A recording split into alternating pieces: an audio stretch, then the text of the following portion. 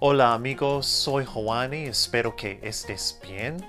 Now, one of the biggest problems that really haunts a lot of English speakers when they're trying to learn Spanish is por y para. So, por y para. When to use por and when to use para. So, the reason this is so difficult is because in English, not all the time, but a lot of the time, por y para can be translated as meaning for in English. So how do you know when to use por? How do you know when to use para? So what we're going to do today is go through when you'd use each one to give you a clearer idea of when to use both. And then at the end, I've got a few exercises for you so you can just test yourself and then see if everything is starting to make sense. All right, primero, when do we use para? Okay, first, when you're talking about specific destinations or final destinations of someone or something.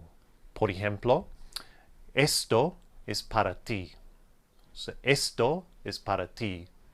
O, tengo que comprar un regalo para mi mamá. So, tengo que comprar un regalo para mi mamá.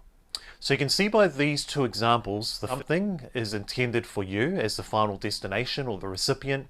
And in the second example, final recipient or destination is my mum. Right, otros ejemplos. El tren para Nueva York. So, el tren para Nueva York. Or vamos para mi casa. So, vamos para mi casa. So again, in those two examples, final destination before is New York, so we use para. And in the last example, final destination is my house, so again we use para. Número dos, we also use para when we're talking about things that have to be completed by a certain time period. Por ejemplo, tengo que preparar la cena para esta noche. So tengo que preparar la cena para esta noche. So tonight's the deadline, so again we use para. Número tres, most people find this one a lot easier. It's when you're expressing an opinion. Por ejemplo, para mí, tú eres inteligente. Okay, so para mí, tú eres inteligente. Or para mi mamá, no eres inteligente. So again, that's a nice simple one when you're expressing an opinion of yourself or someone. Finalmente, we also use para when we're talking about doing something, and then we're talking about doing something for an intended result or outcome.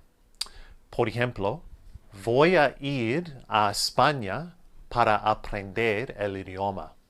So, voy a ir a España para aprender el idioma. So, I'm going to Spain, and the reason I'm doing that is to learn Spanish as the final outcome. Otro ejemplo, trabajo para tener dinero. So, trabajo para tener dinero. So, I'm working in this case, and I'm working because I want to obtain money. Cool, I hope that makes sense. Now, when do we use por? Primero, we use por when we're expressing the cause or the motive of something. Por ejemplo, mi tía está en Europa por trabajo. So my auntie in this case is in Europe. Now why? Well, because of work. So work is the cause, so we have to use por. Número dos, when you're using expressions of time. Por ejemplo, por la mañana or por la noche. So that one's pretty simple. Número tres, when you're speaking on behalf of someone or for a group of people. Por ejemplo, si no puedes estar allí, hablo por ti. Otra vez, si no puedes estar allí, hablo por ti. Again, pretty simple that one. All right, next up, places that you pass through or go through, but they aren't the final destination. Por ejemplo, el tren pasa por Nueva York. So, el tren pasa por Nueva York.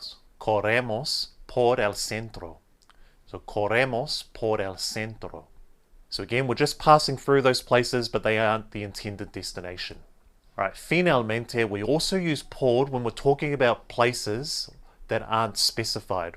Por ejemplo, hay una playa muy buena por aquí. So, hay una playa muy buena por aquí. Or, eres de por aquí. So eres de por aquí. So again, it's not specified where exactly we're talking about, so we have to use por. Alright, cool. Does that make sense?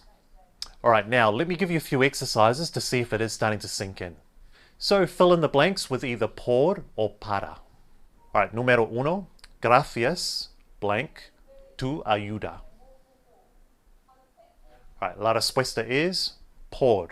So gracias por tu ayuda. So a quick hint, if you're saying lo siento, sorry, or gracias, you're always going to use por in those scenarios. Número dos, tenemos un regalo, blank, ti.